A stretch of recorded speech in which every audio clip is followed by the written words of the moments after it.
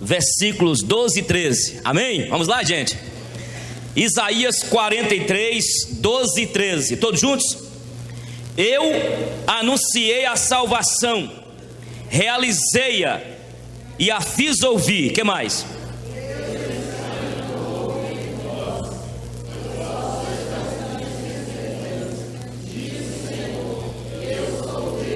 Que mais?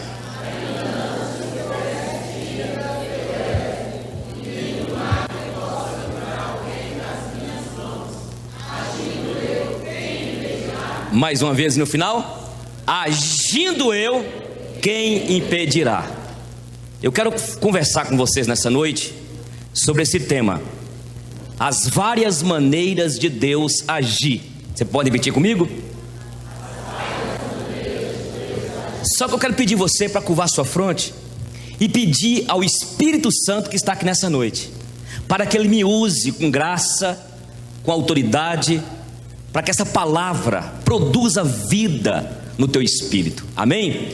Para que esta palavra possa produzir transformação na sua alma, para que você saia daqui nessa noite totalmente transformado em alguma área da tua vida que precisa ser transformado. Você crê que o Espírito Santo de Deus está aqui, irmãos? Se eu pregar aqui e se você não orar a Deus, e se eu não depender inteiramente do Espírito Santo de Deus, eu vou suar, eu vou cansar, e esse momento aqui não vai passar de um momento apenas solene, social, como acontece em qualquer outro lugar. Mas nesta noite o Espírito Santo de Deus está aqui e Ele já começou a agir na sua vida.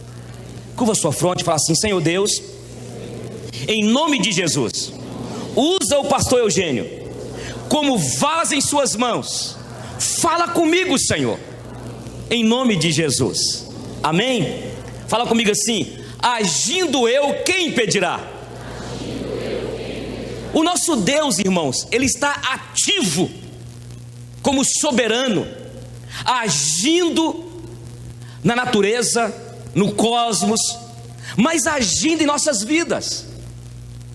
E Ele tem as maneiras dele de agir, e agindo Ele, quem pode impedir? Agora eu quero em primeiro lugar dizer aos irmãos, Ele tem várias maneiras de agir, mas só que Deus, nesta ação dele de operar na minha vida, na sua vida, Ele não revela para nós tudo de uma vez. Quando nós vemos, por exemplo, Abraão, Deus apareceu em Abraão em Ur dos Caldeus e disse para Abraão: sai da tua terra, da tua parentela, vá para a terra que eu te mostrarei, e seja tu o quê? Só que veja bem, Deus falou com ele: sai da tua terra, da tua parentela, vá para a terra que eu te mostrarei. Deus mostrou? Não. Se você for estudar a Bíblia, 10 anos depois, Deus revelou para Abraão a cidade, o lugar que ele ia ficar. Quando Deus falou com Abraão que ele seria pai das nações, e ele creu na promessa de Deus, com quanto tempo Isaac nasceu, gente? Quase 25 anos depois. Então Deus age, e quando Deus age nas nossas vidas, na história, na sociedade, Ele não revela tudo de uma vez. José, o sonhador da Bíblia, ele era adolescente, e José começou a sonhar. Um dia ele sonhou com 11 feixes se curvando no meio daquela lavoura, e aquele feixe dele estava apanhando, e os outros feixes curvavam, todos curvavam perante o dele. E ele contou para o seu pai. Deus já tinha para a vida de José o trono do Egito, como príncipe do Egito. Mas o que aconteceu? Deus foi amadurecendo José. Deus permitiu que os irmãos de José vendessem ele para o Egito, para os mercadores do Egito. José ficou na casa de Potifar. José foi preso, os irmãos sabem da história. Depois de mais de 15 anos que José se tornou o príncipe do Egito. Porque Deus, Ele não revela para nós aquilo que Ele tem para fazer, para agir, para operar em nossas vidas de uma vez. E tem momentos, irmãos, que nós não estamos preparados emocionalmente, preparados até mesmo na perspectiva psíquica, espiritual. Quando eu olho para o meu ministério, eu estou fazendo agora 52 anos, cheguei aqui para Montes Claros já faz 18 anos. O quanto Deus agiu na minha vida, permitindo situações difíceis. E aquilo que Deus tem feito na minha vida, na minha família, nesse ministério aqui, nesses últimos tempos, se fosse para ter feito há 15 anos, 17 anos atrás, não podia, porque eu não tinha maturidade para que Deus realizasse o que Deus tem realizado. Então, agindo eu, quem impedirá? Entende, irmãos? Em primeiro lugar, Deus não revela tudo. José teve aquele sonho lá das estrelas, o sol, a lua. Mas aí, no tempo de Deus, Deus revelou para ele. E a revelação de Deus para ele já foi ele subindo nas escadarias para sentar como príncipe do Egito. Eu quero dizer para você que está aqui nessa noite, que talvez tenha buscado a Deus, orado a Deus, Senhor, pedido a Deus algo, e você tem ficado impaciente. E Deus está me usando nessa noite para falar assim: o tempo vai ser meu tempo na tua vida, filho. Amém, amados? A Bíblia diz que há tempo para todo propósito. É tempo de você casar mesmo? Será que é o momento de você abandonar esse trabalho que você está lá? Nós precisamos de orar a Deus, para pedir a Deus para que faça a sua vontade em nossas vidas. Muitas vezes nós queremos fazer a nossa vontade. Eu quero dizer nessa noite, você que me ouve também, talvez Deus está me usando para falar com você: não é o tempo ainda, espere mais um pouco, espere um pouco mais, porque Deus age e Ele não revela tudo de uma vez, irmãos. Tem um texto na Bíblia, que eu inclusive estou fazendo uma exegese, eu até preguei na rádio a semana passada, a gravação. 1 Coríntios 2,9 diz: nem olhos viram, nem ouvidos ouviram, nem jamais o quê? O que Deus tem. O que está falando lá? Lá não está falando dos céus, lá não está falando daquilo que Deus vai revelar para mim daqui a 10 anos. Segundo a exegese, o que Deus tem preparado foi quem? Jesus. Só que Paulo pega uma passagem de Isaías 64:4. Nunca se ouviu, nunca se percebeu um Deus como o nosso Deus, que faz o quê? Que trabalha para aqueles que nele espera. Então presta atenção, em 1 Coríntios 2,9 está falando da pessoa de Jesus. Agora veja, eu lhes disse que muitas vezes a revelação de Deus, a ação de Deus, ela vai acontecendo.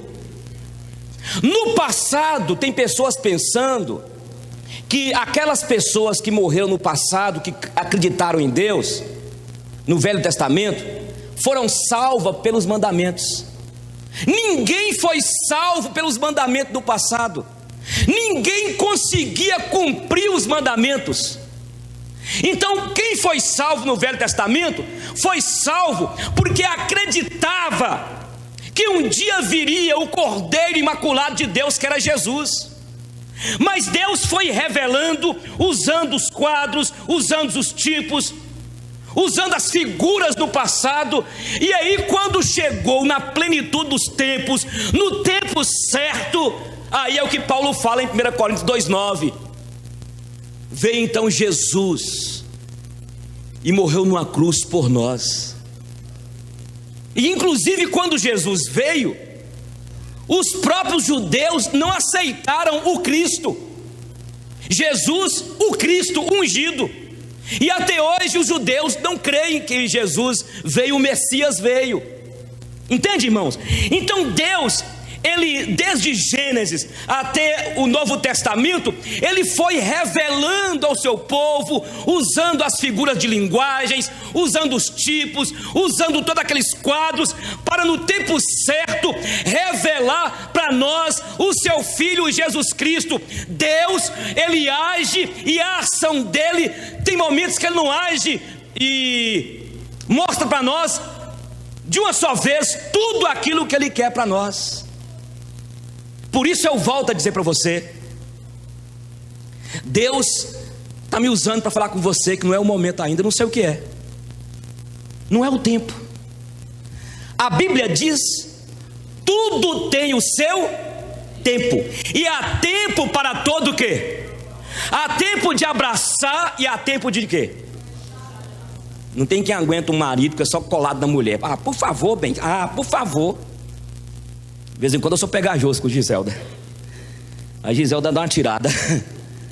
E se a gente tiver meio complexado, né? Sei lá que ela não está gostando de mim mais, mas é assim. Há tempo para tudo. Há tempo de chorar e há tempo de sorrir. Há tempo de paz e há tempo de guerra. Há tempo de construir, mas há tempo de quê? Derribar. Há tempo de nascer, mas há tempo de morrer. Há tempo de ganhar, mas há tempo de quê? Então preste atenção aqui. Uma das maneiras de Deus agir é que Deus age, mas não revela tudo de uma vez. A pergunta que eu quero te fazer nessa noite é a seguinte: qual é o tempo de Deus para a tua vida? Qual é o tempo? Talvez você está sofrendo, está chorando, e este é o tempo que Deus está permitindo acontecer isso, para te amadurecer, para te revelar futuramente aquilo que Ele tem para a sua vida. E olha, escuta minha irmã, espere em Deus e confia no Senhor, porque Ele está agindo na tua vida, e quando Ele age, Ele não vai revelar de uma só vez. Na vida de algumas pessoas, tem pessoas, por exemplo, que convertem agora e pode ficar mais madura do que eu e você. Deus tem aquele tempo para a vida dela. Deus tem o tempo para a vida do teu esposo, do teu filho. Tudo tem o seu tempo. O Deus que está agindo, e Ele está ativo, o Espírito dEle que age na minha vida de um jeito, na tua vida de outro jeito, e o que importa é nós estarmos abertos para aquilo que Ele tem para fazer em nossas vidas, aquilo que Ele está fazendo em nossas vidas, e seja o que Ele fizer, talvez permitindo até uma luta, uma crise, glória seja dada ao nome do Senhor, é dar graças a Ele, amém, amados? Eu quero citar aqui então Isaías 64:4 mais uma vez, quando diz o seguinte: nunca se viu, nunca se ouviu um Deus semelhante ao nosso Deus, que trabalha para aqueles que por Ele o quê? Deus trabalha, Deus está trabalhando, e a ideia é operando. Deus está trabalhando. Por isso que eu estou fazendo a exegese, porque no texto específico de Isaías 64:4, Deus está falando dos céus. Por que Paulo pega o texto de Isaías 64:4 e prende ele naquele contexto? E inclusive ele altera um pouquinho o texto, porque Isaías 64:4 está falando dos céus, o contexto do texto é esse, e está falando também daquilo que Deus faz para o seu povo, aquele que nele espera. Você espera em Deus, minha irmã, amém? Você está esperando em Deus? Então espere e confie. O Deus que opera, o Deus que age, Ele vai agir na sua vida no tempo certo. E outra coisa, a revelação que Ele tem para a tua família, para você, ela vai acontecendo devagarzinho. Ontem nós tivemos em Janaúba, consagrando lá o Colégio Cristão de Janaúba. Nossa irmã Jimenez e Alex abriu uma escola em Janaúba e colocou o nome Colégio Cristão, e foi a palavra que eu dei para eles, iniciando com 11 alunos até ontem. que as grandes empresas, as grandes instituições, elas aconteceram pequenininhas.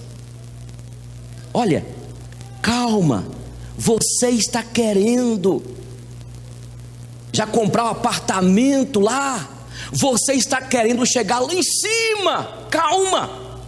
Eu estava vendo esses dias na internet as dezenas de pessoas que ganharam na telecena, na loteria esportiva, perderam tudo, porque ganharam fácil, e não tiveram estrutura emocional, não tiveram estrutura alguma para poder pegar aqueles milhões de reais e poder investir, mas gastaram tudo. Assim também é na perspectiva espiritual, irmãos. Não murmure, não reclame. Deus está agindo na tua vida, Deus está trabalhando, e começa assim mesmo, pequenininho. Tem pessoas que montam a igreja, aí ele quer que a igreja fique desse tamanho dentro de um ano. Para essa igreja chegar desse tamanho aqui, primeiro que ela já tem mais de quase 30 anos. Mais 30 anos. Era congregação, os presbíteros que vieram montar esse trabalho aqui. Porque tudo acontece com trabalho, com luta, e isso vai amadurecendo a gente. Fala comigo assim: agindo Deus, quem impedirá? Então esse Deus tem essa maneira de agir. Deixe ele agir no tempo certo na sua vida. Tranquilize, espere nele, confia nele, deixa, ele vai fazer aquilo que o teu coração tem sonhado, mas no tempo dele. Assim como aconteceu com José, assim como aconteceu com Abraão, assim como aconteceu com vários na Bíblia. Porque Deus precisa de deixar-nos nas realidades da história para que nós amadureçamos. Louvado seja o nome do Senhor. Agindo eu, quem impedirá? Em segundo lugar, outra maneira de Deus agir: Deus age usando coisas que jamais usaríamos. A Bíblia diz em Coríntios capítulo 1 que Deus escolheu as coisas o quê? Loucas deste mundo, as coisas pequenas, as coisas desprezíveis, as coisas que não são, para reduzir a nada as que são. E se você for ler o texto de 1 Coríntios lá, a ideia das coisas que falam lá desprezíveis está incluindo eu e você. Está incluído inclusive a pregação da cruz. Porque 1 Coríntios, Paulo está fazendo um contraste entre a sabedoria humana dos gregos, aquela filosofia que existia naquela sociedade, onde aqueles grandes oradores iam para as praças, para as ágoras lá da Grécia, para poder falar nas praças, ou então em Roma, e quem falasse mais bonito as filosofias daquela época, na verdade ganhavam bem dinheiro. Paulo chega e fala de uma sabedoria onde a salvação é através de uma morte de um ungido de Deus, Cristo, numa cruz. Loucura, estupidez. Então Deus agiu, e Deus age usando as coisas mais absurdas. Irmãos, pensa comigo aqui. A gente que gosta de assistir os filmes que estão aí, Homem-Aranha, Batman, esses filmes que tem efeitos especiais, né? Aí a gente enche a cabeça daqueles grandes heróis de Hollywood. Aí quando nós vamos para a Bíblia, que estupidez! Fala de um Deus e de um filho que nasceu de uma virgem, pobre, sendo sustentado por um salário de carpinteiro. Ele cresce, morre numa cruz. Isso era loucura para a sabedoria dos gregos, e até hoje é, irmãos. Por isso, o Deus que age, que é o nosso Deus, ele age, e ele não trabalha com os métodos cartesianos, com os métodos que existem aí. A ação de Deus, ele age usando as coisas loucas para o mundo. Eu não sei se você acredita, mas eu acho que você acredita, que você é crente. Elias estava com fome. Como é que chama aquele lanche lá agora que lançou? Como é que chama aquele lanche lá, Luna? O que nós comemos essa semana, menina, que eu estou agora... Subway. Já pensou? Você acredita que um corvo córax, um urubu, foi levar um Subway para Elias? Você acredita nisso? A Bíblia diz que uma mula conversou com Balaão, o profeta. A Bíblia fala de uma viúva de Sarepta que Deus a usou para sustentar Elias. Então eu gostaria que você abrisse seu coração, meu irmão. Muitas vezes é lá o doutor, o advogado, o juiz, uma causa sua na justiça, é um problema que você está enfrentando, e as pessoas, porque tem um cargo político, tem muitas vezes conhecimento, são pessoas que têm as suas posições, e você fica de cá preocupado: será que eu vou conseguir? O nosso Deus, Ele governa tudo, e Ele pode usar situações que jamais você imaginava para te colocar onde Ele tem para você ficar. E na visão de alguém, esse cara é doido, você não vai conseguir, não vai como? Deus está no controle de todas as coisas. Como que pode, irmãos? O exército da Síria estava, na verdade, cercou Samaria.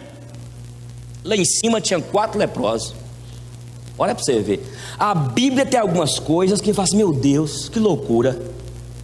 Aí esses 4 leprosos falaram o seguinte: se nós ficarmos aqui, nós estamos morrendo de fome, nós vamos morrer. E se nós chegarmos em Samaria com esse, que tinha aquele tipo chocalho, um sino no pescoço, quando você encontrava um leproso, era um barulhão que o leproso fazia, para ninguém, quem visse leproso, sai de perto. Eles então descem lá de cima e falam assim: se nós ficarmos aqui, nós vamos morrer. Se nós formos lá, esses soldados vai decapitar cada um de nós. Então é o seguinte: morrer aqui, morrer lá, vamos morrer lá.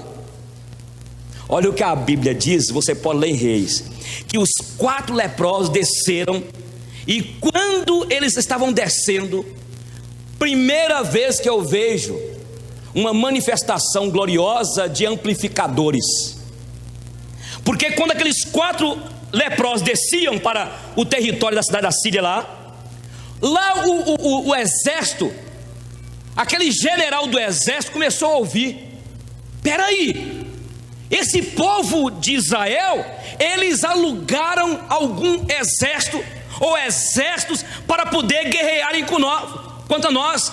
E diz que todos os soldados começaram a ouvir como se fossem cavalos com os cavaleiros, soldados, exército vindo, 4 homens. Olha o barulhão. Esses assírios então pegaram tudo e saíram correndo e deixaram os despojos. Os 4 leprosos, quando chegaram lá, cadê o exército? Tiraram a barriga da miséria. Deus é um Deus que age. Eu já vi história de Deus causar por um momento surdez em uma pessoa para não ouvir algo. É o Deus que age, usando as circunstâncias, as situações da vida, que na nossa visão é loucura, é uma estupidez, mas é o Deus que trabalha. Deus está trabalhando, irmãos. Jesus diz: o meu Pai trabalha até agora. Ele está trabalhando. E a ideia de trabalhando, porque nós aqui no Brasil, eu até ficava angustiado antigamente, quando eu comecei a trabalhar na igreja, e eu pensava que eu precisava trabalhar na enxada. Quando recebi o pagamento, eu ficava com sentimento de culpa. Porque na ideia nossa, trabalhar é puxar a enxada. Eu me lembro do pastor, que ao sair na porta lá, aí um irmãozinho cumprimentou ele, e pegou a mão dele e falou assim: ei pastor, a mão do senhor está igual a mão de uma dama. Pega minha mão para o senhor ver aqui, pastor, tanto de calo. Aí o pastor falou assim: se você abrir minha cabeça, você vai ver um bocado de calo aqui dentro. Entendeu a ideia? Deus, é porque nós temos uma visão de um Deus que trabalha pensando que Deus está carpinando, pensando que Deus está pintando a parede, pensando que Deus está fazendo igual eu fiz a semana passada lá em casa com Douglas, arrancando os morcegos, trabalhando desse jeito. Mas a ideia é um Deus que está ativo, está agindo. Ele conhece, Ele sonda seu pensamento, Ele sabe onde você tem andado, Ele ouve cada oração, Ele conhece, Ele prescruta cada um de nós que está aqui. Ele sabe da sua luta, do seu problema com o seu filho, Ele sabe da sua busca desesperada para resolver este conflito. Ele está ativo, Ele trabalha dia e noite, noite e dia, e agindo eu, quem impedirá? É isso, irmãos. E Ele vai usar alguém que você jamais imaginava. Para falar a verdade, e eu tive conversando com o irmão ontem em Janaúba, ficamos até mais tarde, e eu achei interessante que Deus usou o Satanás para abençoar ele. Ah, pastor, agora eu desviei. Deus é tão poderoso que os demônios, Satanás, Deus pode usar como escravo dele para executar os planos soberanos dele. Por isso que eu não tenho medo, meu irmão, de quebrante, mal olhado, bom olhado. Você entendeu? Porque a tua vida está debaixo da proteção de Deus. Sobre a tua tenda não há encantamento. A Bíblia diz em Romanos que nenhuma condenação há para aqueles que estão em Cristo Jesus. E Deus pode usar uma pessoa que está com compromisso com as trevas para te abençoar. Você crê nisso? Crê ou não crê? Mas tem crente que tem medo.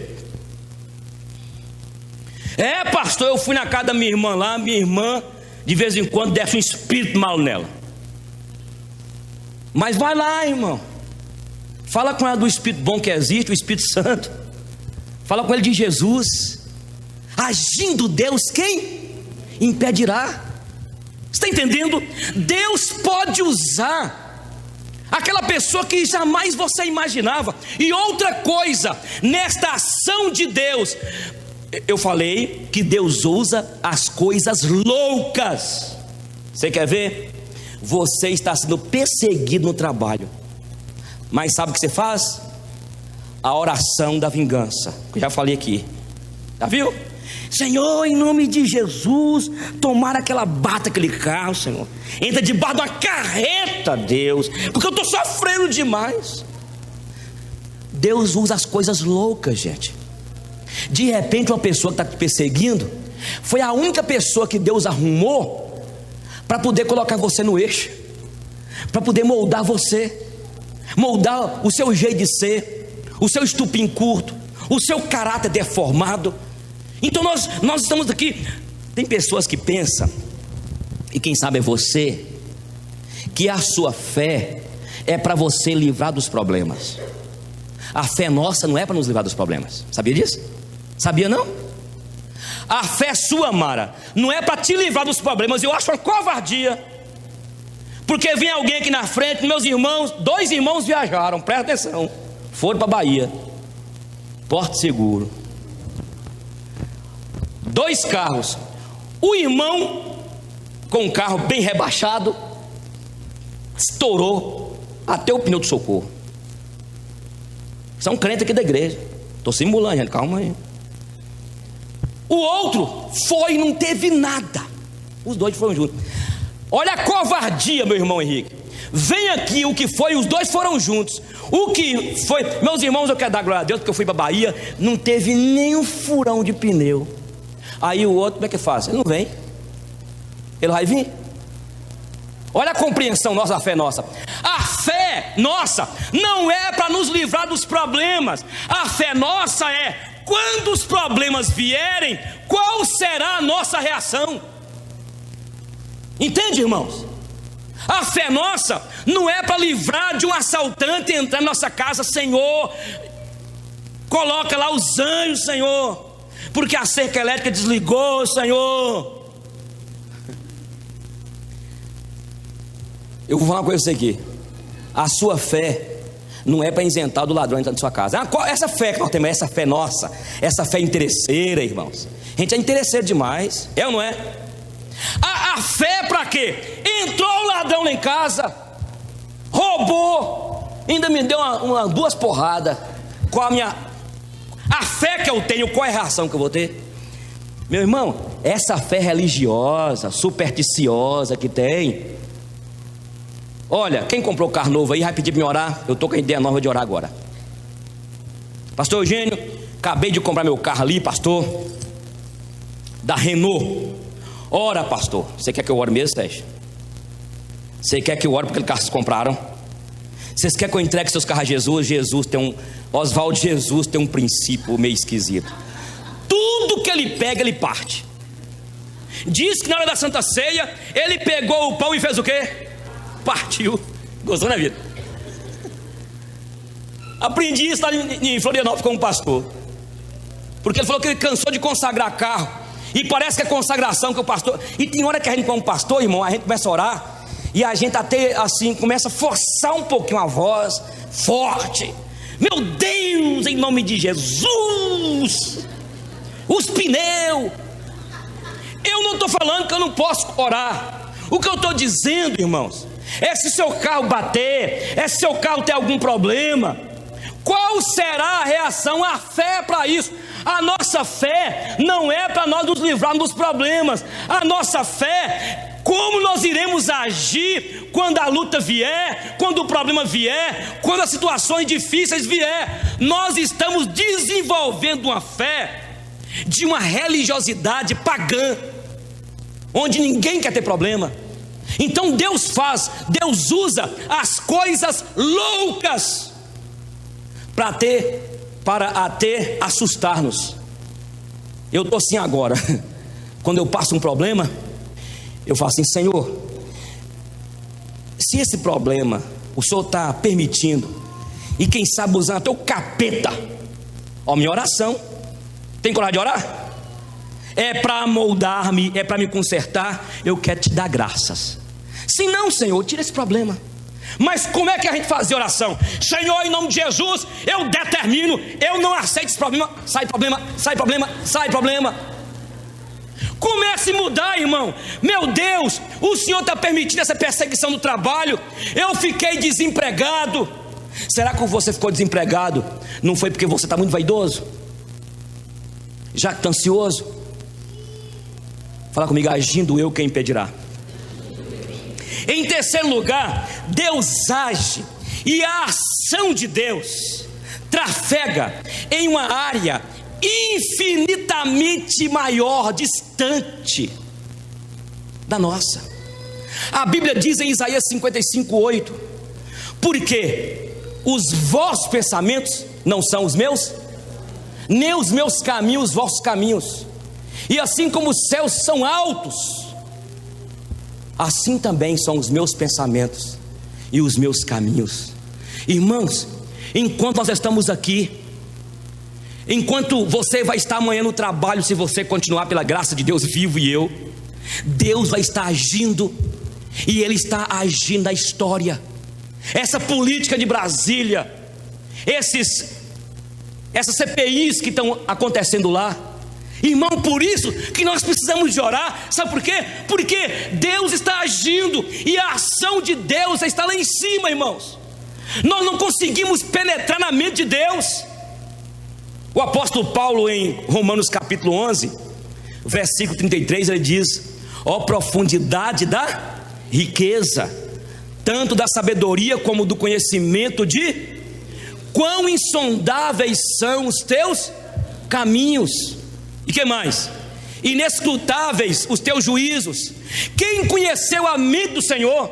Quem primeiro deu a Ele para que pudesse depois receber? Porque dele, por Ele, para Ele são todas as coisas. A Ele glória eternamente, amém. Você pode dar um glória, meu irmão? Agindo Deus, quem impedirá? Deus tem várias maneiras de agir, e Deus, Ele não age nessa esfera aqui, olha, onde nós, nesse mundo apenas visível que nós vemos. Deus age no mundo invisível. Deus está agindo, irmão. Deus está trabalhando, Deus está operando. Por isso, meu irmão, a Bíblia diz em Efésios capítulo 3, versículo 20, que Ele é poderoso para fazer infinitamente mais do que tudo que pedimos ou pensamos. O que é que você está pedindo para Deus? Um dia um pastor me repreendeu.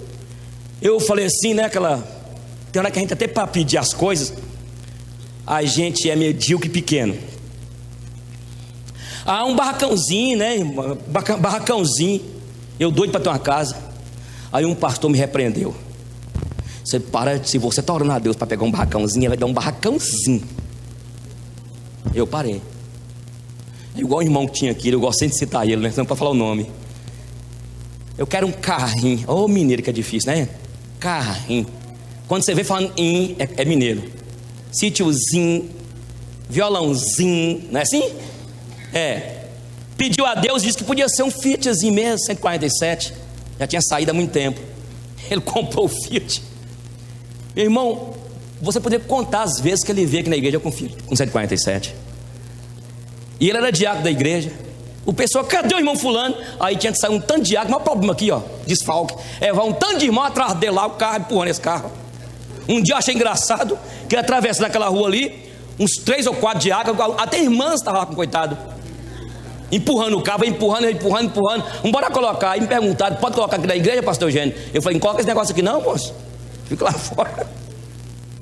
Então ora a Deus, meu irmão. Eu não estou pregando aqui uma teologia dessa aí não. Eu estou dizendo para você, é que você tem de entender que Deus está agindo, meu irmão. Deus, Ele age. Escute, espera nele, confia nele. Escute, nesta ação dele, Ele age com amor, porque Deus é amor. Por isso que Deus tem agido a tua vida com amor. Eu aprendi, algum tempo depois eu parei. Eu aprendi a fazer a oração, Celé, a oração de medroso, diante do Espírito Santo de Deus. Eu vou falar isso aqui. Vocês já lembram que eu falava isso aqui antes? Sabe como é que eu orava a Deus? Eu tinha tanto medo de provação que eu orava assim: ô Senhor Deus, em nome de Jesus, se o Senhor tem uma prova para mim, me prepara antes, Senhor, em nome de Jesus. Deixa eu sofrer não, Senhor. Oração, meu Deus. Aí eu parei com isso.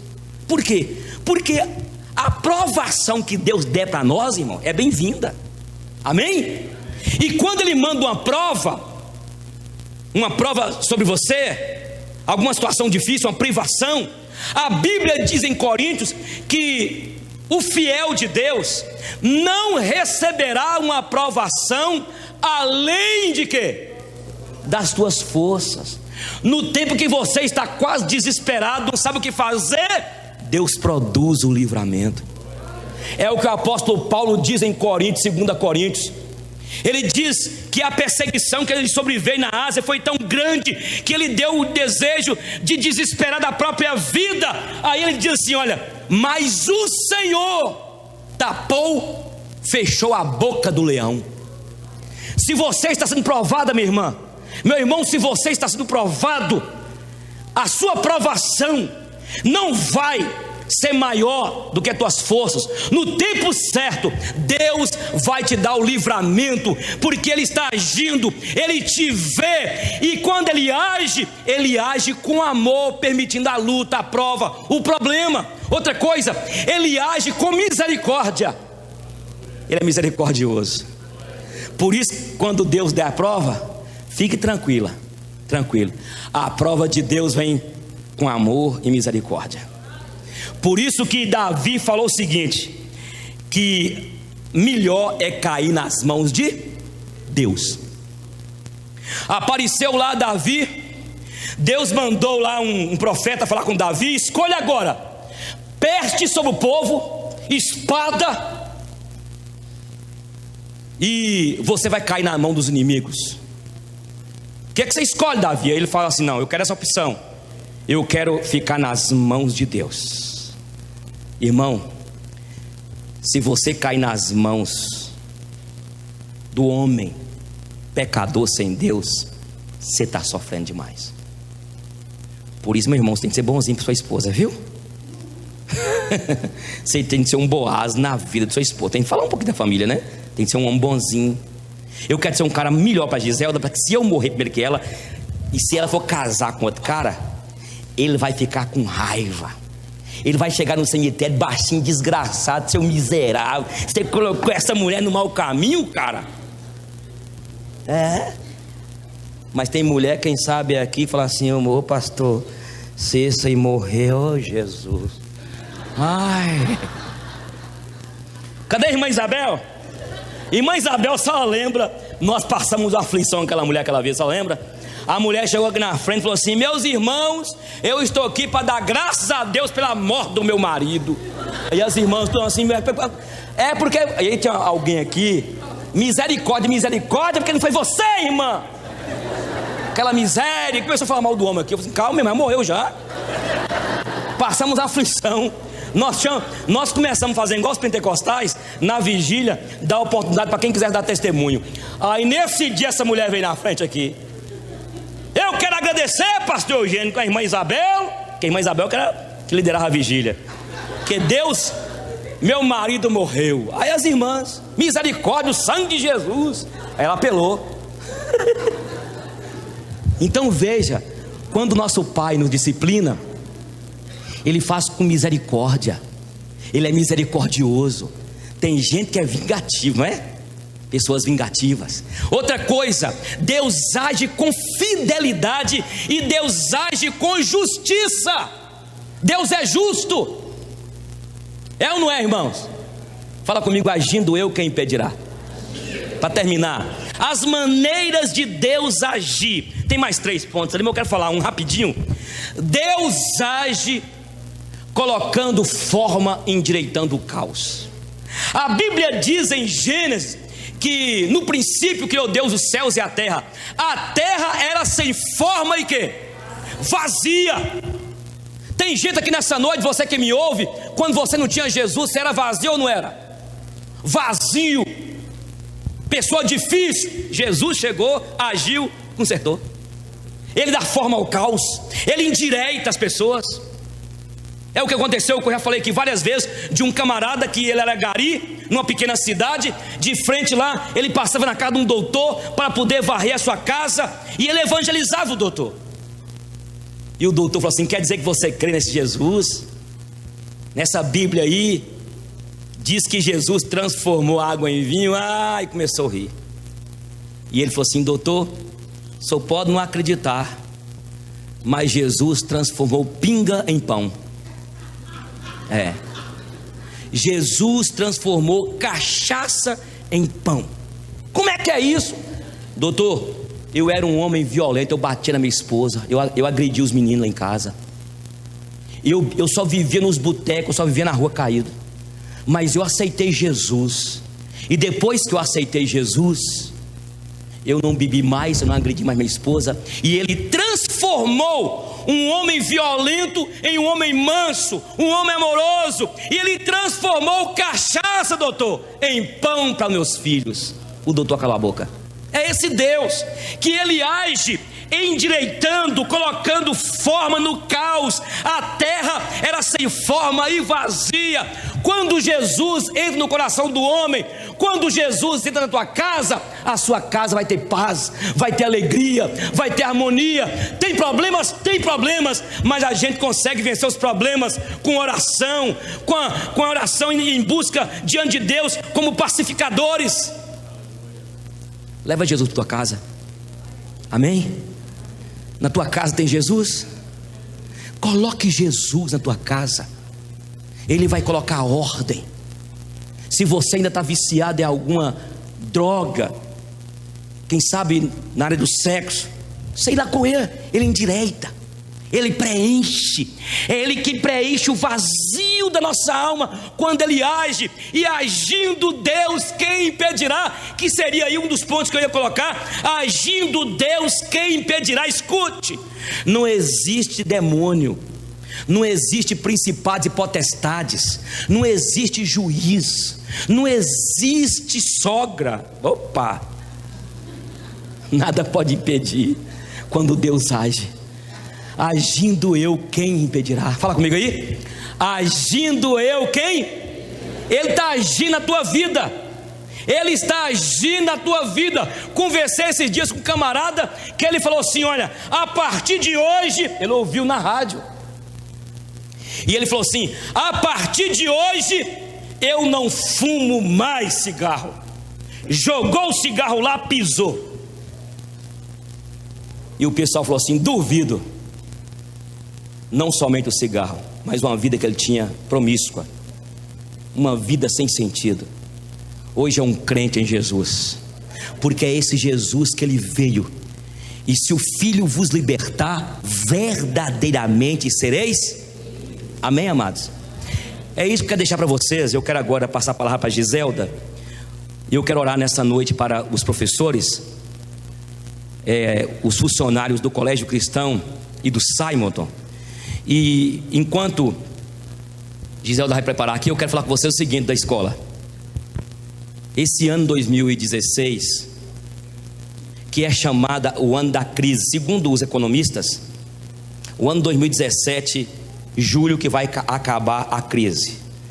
Nós não somos da crise, nós somos de Cristo. Não estou poetizando, irmão, nós somos de Cristo. A escola este ano vai ser diferente, mais diferente ainda, professores. Os novos que estão chegando, nós vamos contar com vocês.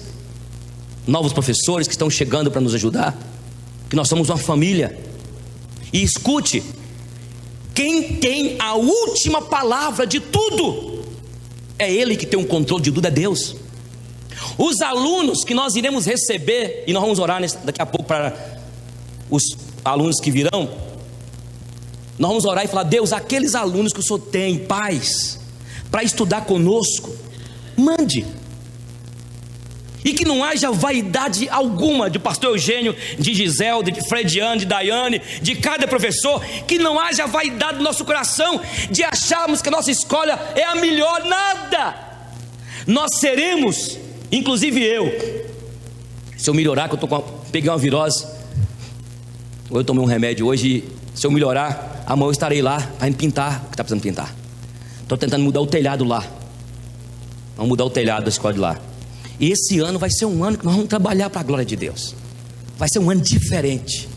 Vai ser um ano para você que é empresário, a tua empresa vai ser diferente. Ainda que todos estão falando de crise, ainda que todos estão falando que este ano será um ano terrível, olha para vocês verem, a meteorologia já havia dito que a chuva não viria em janeiro. A barragem de Juramento, parece que 18% ou 20% já, 17% já enche, acaba. Salinas, o rio Salinas, Joel, você viu lá? Rio Salinas, a água descendo. É o Deus que nós servimos. Irmão, escuta aqui, Deus não está morto não. Deus continua ativo. Vai na Pampulha, dá uma olhadinha, a gente não vê, irmão, a gente vai ficar reclamar, a gente não vê. Eu estou pregando essa noite, professores, agora estou falando com o professor para não falar aqui em cima. Calma, meu paixão, peraí. Trem bonito, ô trenzinho lindo, Jesus. Isso está maravilhoso demais, vamos parar. E você segura que dia 23 de fevereiro, bodas de prata. Oh, glória a Jesus! Esse ano 2016, nós temos de estar com nossos olhos fixos nele, no autor e consumador da nossa fé. É Ele. Aconteça o que acontecer, eu creio que essa chuva aqui em Norte de Minas é uma prova para muitos céticos de um Deus que está ativo, um Deus que é vivo, um Deus em que os físicos, os cientistas, os meteorologistas dizem alguma coisa, mas ele fala assim: não vai ser assim. Não estou desprezando as ciências humanas, não estou desprezando a física, a meteorologia. O que eu estou dizendo é que nós temos um Deus que está acima de tudo. Vem cá, meu bem. A águia é usada como símbolo dos que confiam em Deus. Este brilho é intenso e intensamente desde a sua origem. As águias podem levar um ano para voar sozinhas. Pessoas verdadeiras são como águias. Podem levar tempo para amadurecer. Podemos ver periquitos, pombos, andorinhas voando em bandos. As águias não. elas estão sempre sozinhas. Elas ficam no alto, olhando o azul infinito. Não tenha medo de ficar só. Geralmente, o cristão anda na contramão da vida. Voe alto, embora os que voam alto não sejam compreendidos. São, em vez disso, temidos, criticados e muitas vezes condenados. O que fazem as águias quando as tormentas vêm? Elas se escondem, abrem as suas asas e a enfrentam corajosamente. Elas sabem que acima das nuvens escuras, da tempestade e dos choques elétricos, o sol brilha. Na Escritura Sagrada lemos que os que confiam em Deus renovam as suas forças. Sobem com asas como águias, correm e não se cansam, caminham e não se fatigam. Nesta luta terrível, as águias podem perder penas e ferir-se, mas não temem e seguem em frente. Depois, enquanto todo mundo fica às escuras, elas voam vitoriosas, em paz, bem no alto. Finalmente, as águias também morrem. Mas eu pergunto, alguma vez você achou os restos mortais de uma águia? Nunca. Sabe por quê? Porque quando sentem que chegou a hora de partir, elas não se lamentam, não ficam com medo e voam tão alto o quanto podem. As águias procuram com os olhos o pico mais elevado, retiram as últimas forças de seu corpo cansado e voam aos picos inatingíveis. Lá esperam resignadamente o momento final. Até para morrer, as águias são extraordinárias. Talvez foi por isso que o profeta Isaías comparou os que confiam em Deus com as águias. Quem sabe você não tenha hoje, diante de si, um dia cheio de desafios. Alguns deles podem parecer impossíveis, mas lembre-se de descansar na paz do nosso Deus. E depois partir para a luta como quem vai para uma festa, sabendo que além da tormenta, o sol estará lá, brilhando.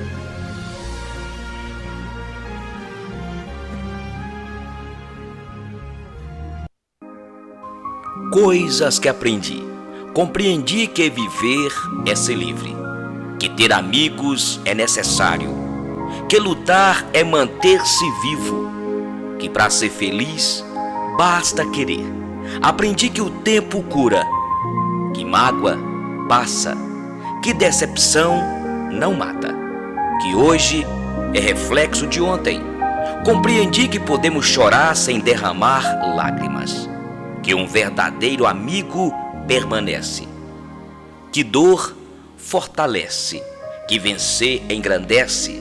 Aprendi que sonhar não é fantasiar, que para sorrir tem que fazer alguém sorrir, que a beleza não está no que vemos, e sim no que sentimos, que o valor está na força da conquista.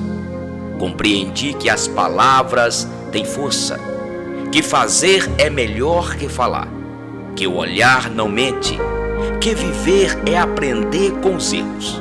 Aprendi que tudo depende da vontade, que o melhor é ser nós mesmos, que o segredo da vida é viver. E uma das coisas que aprendi é que se deve viver apesar de se deve comer, apesar de se deve amar, apesar de se deve morrer. Inclusive, muitas vezes é o próprio apesar de que nos empurra para frente. Foi o apesar de que me deu uma angústia que, insatisfeito, foi criadora de minha própria vida.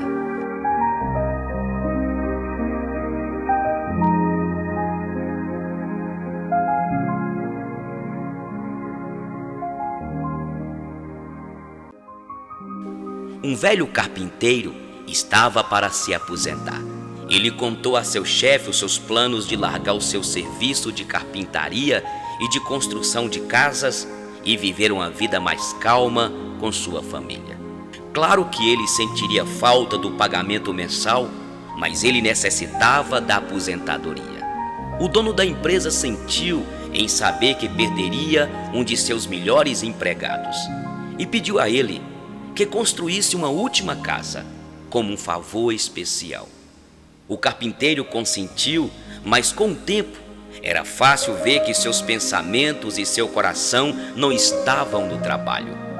Ele não se empenhou no serviço e se utilizou de mão de obra e materiais-primas de qualidade inferior. Foi uma maneira lamentável de encerrar sua carreira. Quando o carpinteiro terminou seu trabalho, o construtor veio inspecionar a casa e entregou a chave da porta ao carpinteiro. Está aí, é a sua casa, ele disse. Meu presente a você. Que choque, que vergonha! Se ele soubesse que estava construindo sua própria casa, teria feito completamente diferente. Não teria sido tão relaxado. Agora ele teria de morar numa casa feita de qualquer maneira. Assim acontece conosco. Nós construímos nossas vidas de maneira distraída, reagindo mais que agindo, desejando colocar menos do que o melhor.